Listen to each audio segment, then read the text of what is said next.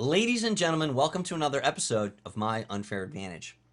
This is going to be a presentation about taking action. And what I did is similar to an open session. I asked the attendees of tonight's webinar what were some pressing questions that they had with regard to taking action. We had an open discussion about what causes people to not take action, what causes people to stop the action that they've been taking, what causes people to take inappropriate action.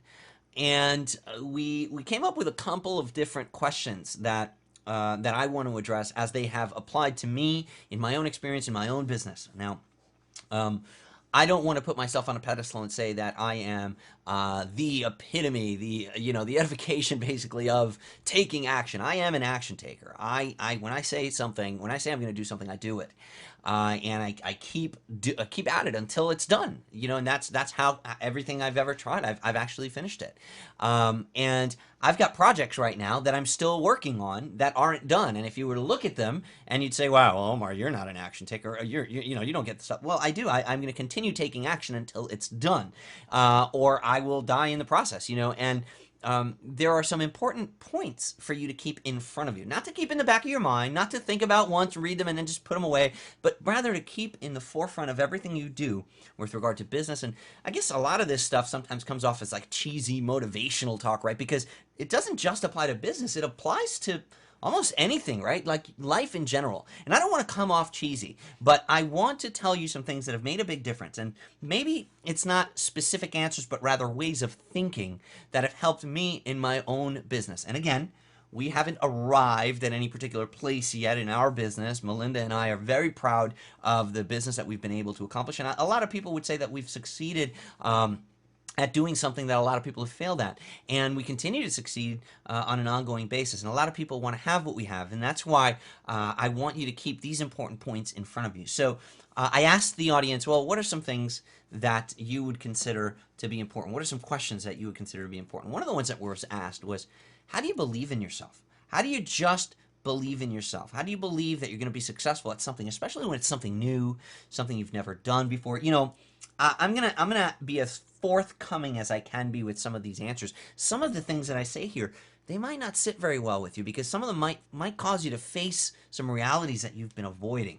Okay, now look, in a lot of things, there is some talent or some just God-given talent that is required to be incredibly successful. All right. There are some things that are out of your direct control to succeed in some things. I'll give you an example. To be above and beyond the rest in basketball, for example, having the advantage of height, of a body, of a physique that makes you taller than the opponent, gives you a formidable advantage in being successful, right? That is not to say, however, that someone that has of equal age but not equal physical ability can't work their ass off and work harder to become just as good as that guy. But the advantage that that person had to be successful is that they were just naturally taller. They were born taller, so they didn't have to work as hard to be equally as successful. But my point is that, they were both equally successful. So why am I saying this when the question is, how do you believe in yourself? Well, I'm saying this because for some things, people attribute the fact that they just don't have God-given talents. One of the things that pisses me off all the time is when somebody says to me, Omar, yeah, you just have the gift of gab. That's why you're so good at selling. That's why you're so good on video. It upsets me because, you know what I say to that? I say, bullshit. No one ever came to my house on Christmas and said, hey, Omar, here's a gift. It's gab. From now on, you'll be able to sell like never before. No, that's bullshit. That's just an excuse that people create to justify why they aren't willing to work hard at achieving what I've been able to achieve. I wasn't born knowing how to sell. My formal education was in medicine. I sucked at talking to people. But I had to learn it, and I learned it, and I strengthened that muscle through repetition. Well, I can't talk today. But it was something that I repeated. I kept working on it. How do I do that? I broke my comfort zone. I got in front of people, even though my stomach was telling me, no, don't knock on that door. I knocked on that door anyway, and I risked failing. I risked ridicule because my why was much greater than my now or my not ables. I don't know if that kind of makes sense. That's just the way that it, makes sense in my head. So how do you believe in yourself to be successful at something new? Identify a very powerful why. A very powerful reason why you want to be successful. Now, some people are going to have greater limitations than others in certain avenues, particularly ones that require physical exertion, physical stress.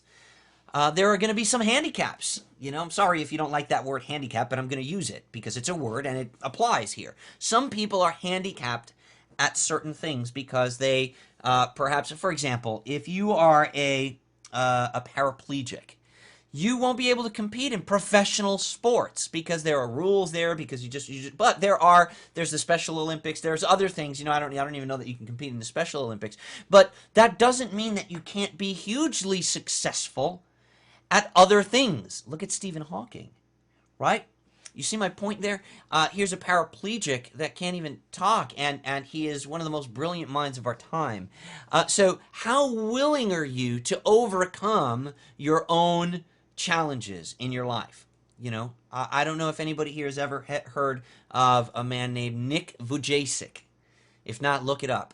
But here's a guy with no limbs that's affected more lives and affected more change in the world than a lot of people, because it really comes down to your why. And if you don't believe in yourself, then believe in why you need to make a change, and why you need to get good at something, and why you need to practice until you get it right and you'll learn that's something new.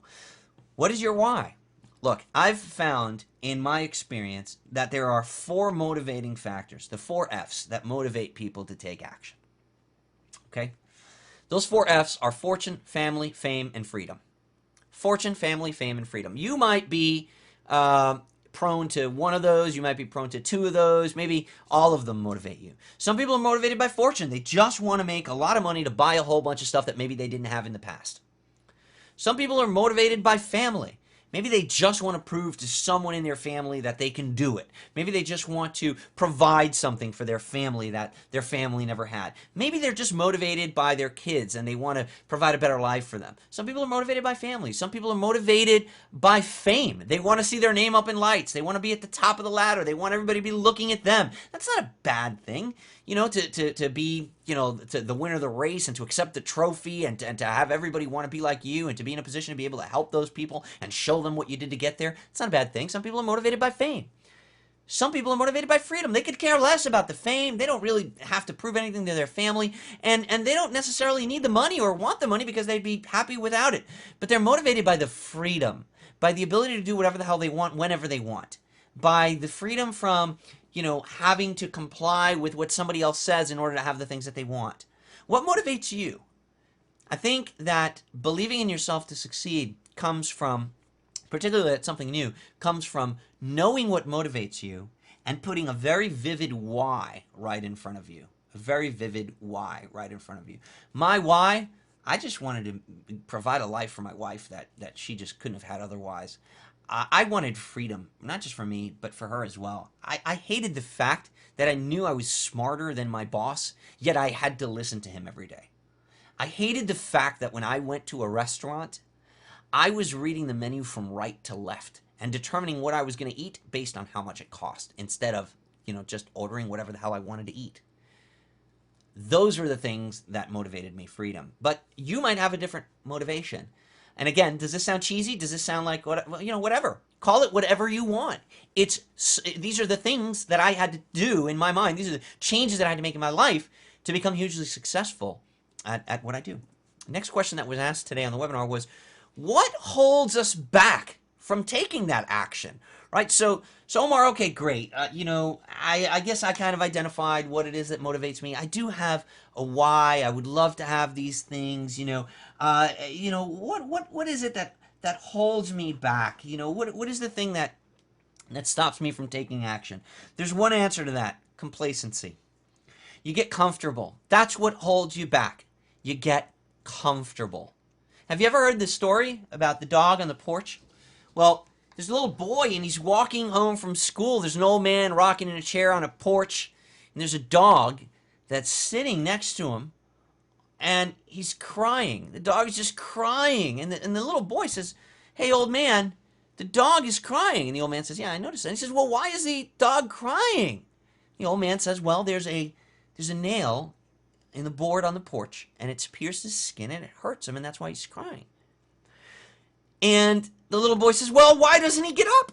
And the old man says, "Well, I guess the nail just doesn't hurt bad enough." See, it hurts bad enough to cry, but it doesn't hurt bad enough to get up. My friend Brad Goss said something awesome recently. I often hear my wife saying, Omar, I don't want to go shopping when I'm hungry. I haven't eaten yet because I tend to buy more stuff in the grocery store if I go when I'm hungry. And it makes perfect sense, right? You're hungry. Your brain has a certain, like, oh, I want that, I want that, I want that. And shopping while you're hungry isn't a good idea. Grocery shopping. So maybe you agree, maybe you don't. But for some people, this holds true. And it was funny to hear Brad Goss make the same comparison when it comes to money. Most of us are full. We've got what we need. We've got what we need. We've got just enough to pay our rent. We've got just enough to make the insurance payment. We've got just enough to pay the minimum on our credit card bill. We're not going to be able to pay this one, but we can pay that one next month. And we got just enough to get by. Never quite enough to live comfortably. Never quite enough to live the life of abundance.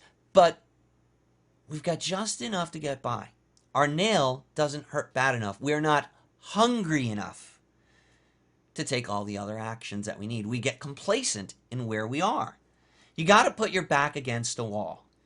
What holds you back from taking action? Well, you get complacent. Another thing that holds a lot of people back from taking action, sadly, is fear. Fear of, failure. Fear sometimes of success, just fear of the unknown. Fear is fear. But here's something important that, a great line, I'm going to steal it right now from Will Smith.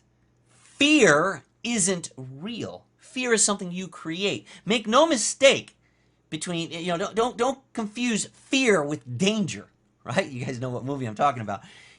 Danger is very real. There's always risk. Danger is very real. Fear is not real. Fear is something that you create in your mind in order to justify not taking the risk. So what holds you back? Complacency. I'm comfortable. Why risk that? Why take that risk? What if I fail? You know what? I can just get by the way that I am now. You're never going to break that. You're never going to break that fear and take that action unless you have that strong why, which brings us back to the opening slide. Next question that was asked tonight, a very good one.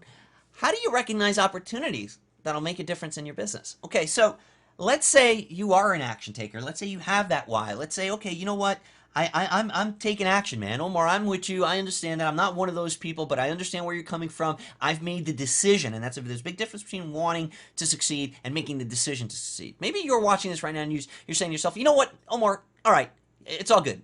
I've made the decision, but now what? Now what, man? How do I know? How do I know what to do? How do I know this opportunity jumped in front of me? How do I know that this is something I need? How do I know it's going to make a difference? How do I know that I should jump on this right now? Well, this is great. And you never know 100%. Look, I don't have all the answers. I'm human just like you, man. And I made a lot of mistakes and wrong choices when I was building my business. I let myself get pulled in different directions. I allowed myself to be distracted. Mostly it was because I failed to have a really solid plan of action. It's not that I didn't want to take action or that I was failing to take the action. It's that I was taking, just action all over the place. I was taking so much action that there's no, you would look at it and you're like, oh my God, what the hell's wrong with this guy? He's just running around all over the place, not really getting anything done. That was me. I was doing so much and accomplishing nothing. And, a lot of times I would see something pop up in front of me and I would be like, oh, that's awesome. Got to try that. Oh, well, look at this, man. I'm trying to make money online. I'm not doing anything with Amazon. There's this new Amazon product that just came out. Well, hey, let me just buy this thing too, and I'll make money with Amazon too. And then another thing came out. Oh, well, look at this, mobile marketing. Hey, I'm not doing anything with SMS, text messaging, and mobile marketing. Let me buy this thing. That's how people are making money online. I'm buying mobile marketing. Hey, what's this other thing? Pinterest. I've never even heard of Pinterest, but it looks like people are making money. There's this new product about Pinterest. I'm going to buy that. how do I recognize which ones of these opportunities are actually going to make a difference in my business? Well, the answer to this is you have to have a business plan. You have to have a solid business plan. You have to come up with a business plan by reverse engineering your goal, by actually having a clear and concise picture in your mind of what you want to achieve, how much money you want to make, how you want to make it. What is the business plan that's going to take you there? And if an opportunity arises, you need to look at it and compare it to your business plan. And you need to make a logical, adult decision like bosses and CEOs of companies all over the world make every day. You need to look at this opportunity that has popped up in front of you. You have to see if and how it fits into the business plan that you've been adamantly following to get to your goal. If it doesn't, then you have to have the audacity to say, this is a great opportunity, but right now is not the time for me. Or vice versa. Hey, this is a great time and I'm actually looking for an opportunity, but that's not the opportunity for me. You see, action takes place at the cross of an X. It's when two planes meet. Action takes place when opportunity meets readiness. And sometimes you're ready, man. You're ready and you're hungry and you're looking, but the opportunity just isn't there. No action happens.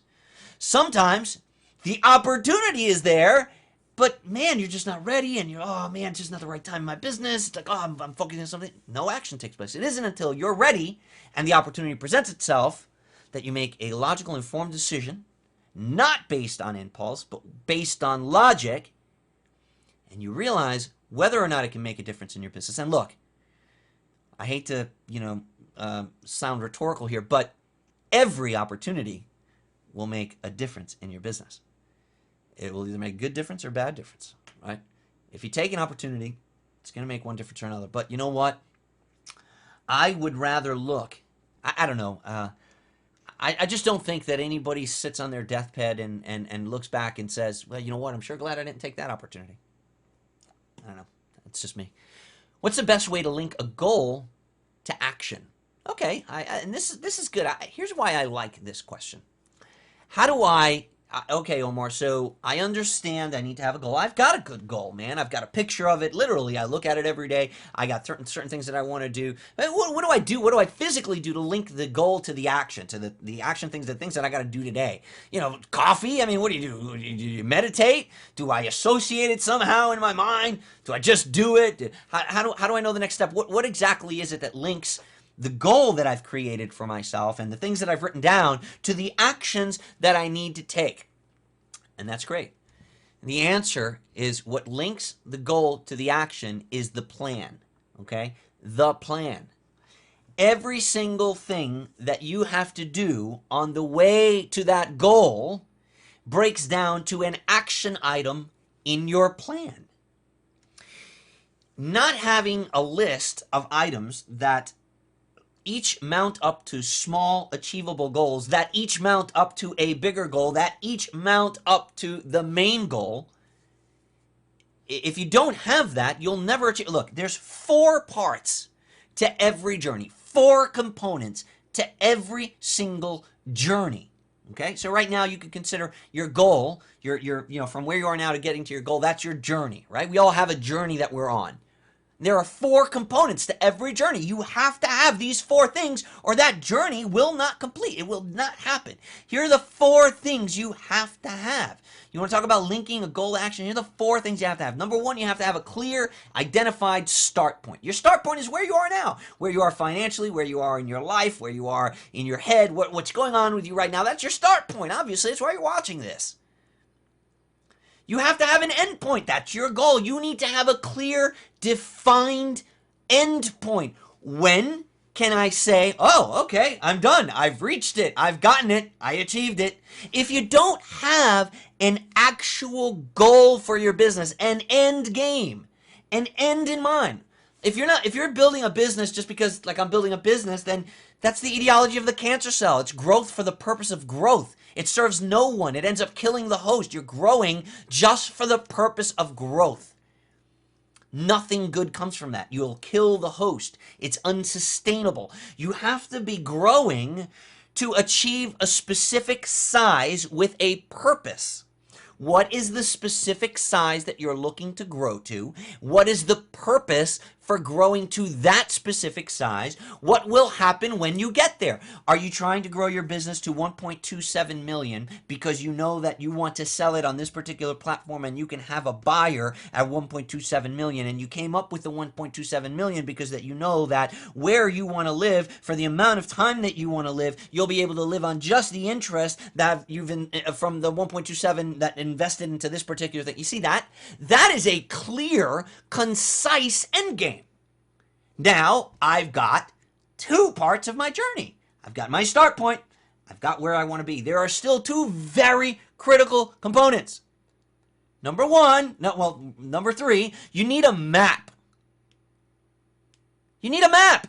How am I going to get from where I am now to where I'm going to go? Where am I going to have to turn? Where am I going to have to stop? Where am I going to have to go? You need a map. Think of it, if I was driving somewhere, I need to know where I'm starting. Every GPS navigation system needs to have a current location, a destination, and a file to look at, a map, in order to plot your journey.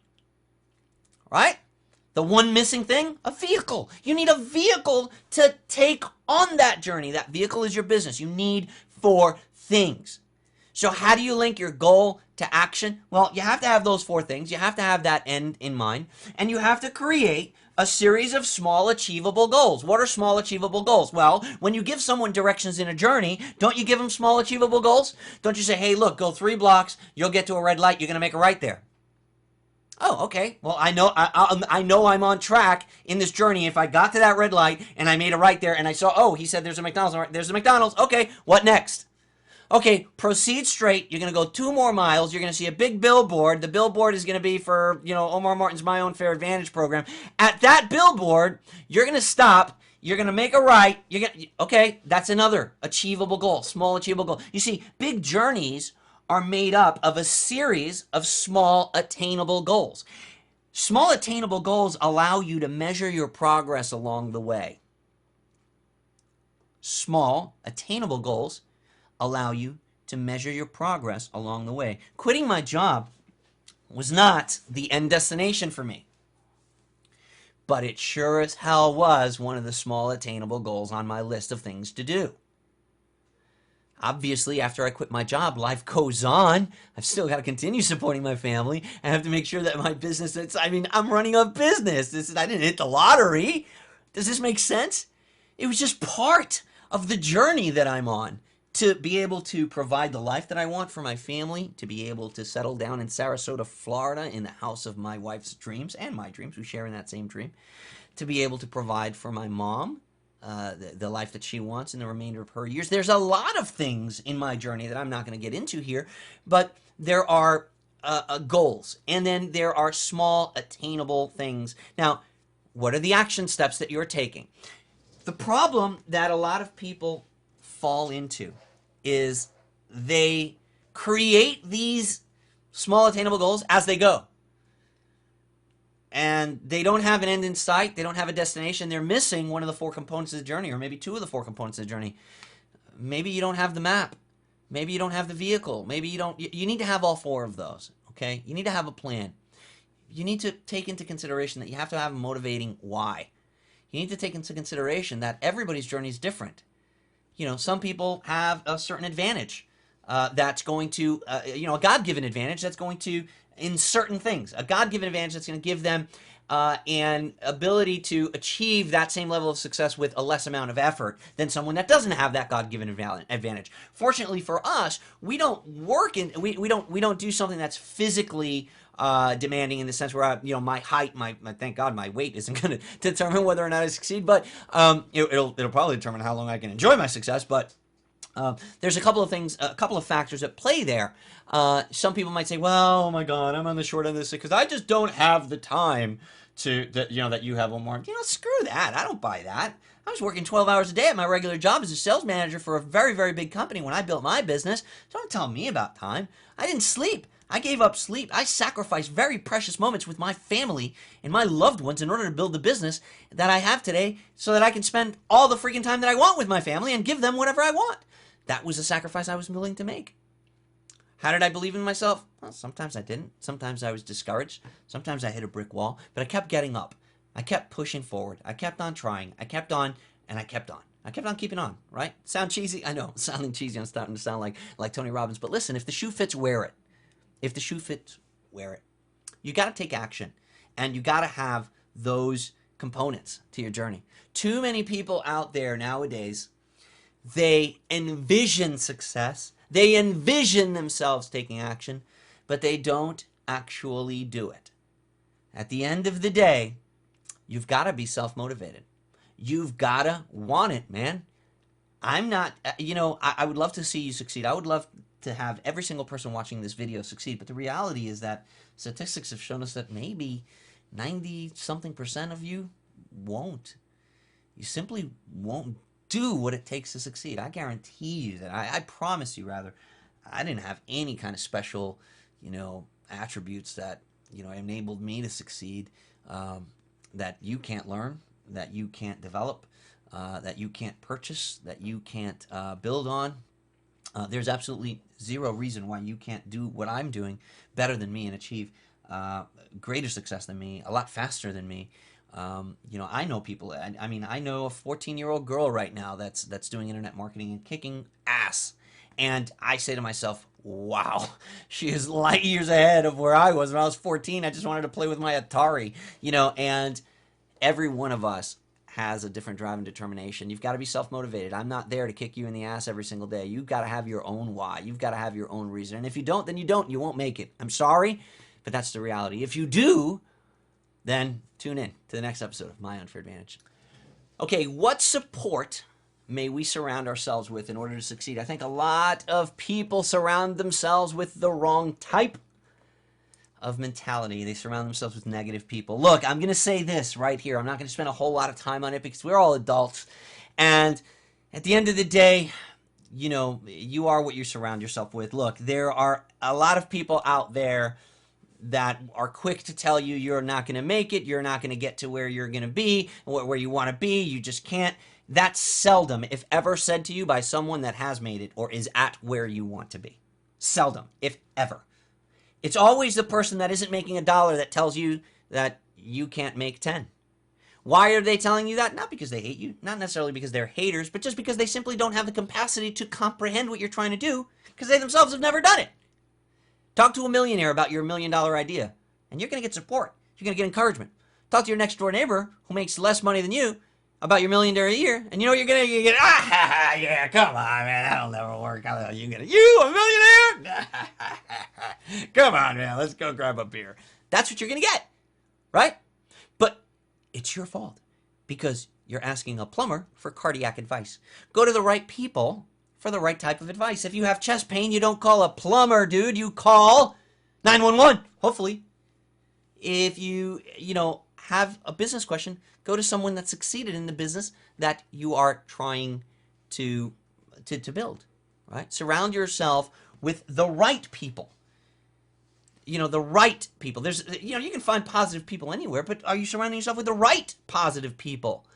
People that truly understand because your next door neighbor might be really positive and he might be discouraging you from shooting for your dreams simply because he's trying to protect you and doesn't want to see you get hurt. Why is he doing that? Why does he feel the need to covet you and protect you from getting hurt? Because he cannot fathom the possibility of having $1 million because he's never done it. Because he's struggling to pay his bills every single month. So what support should you surround yourselves with in order to succeed? Surround yourself with successful people. And that's how you're going to be most likely to succeed. Thanks for being here. I'll see you on the next episode of My Unfair Advantage.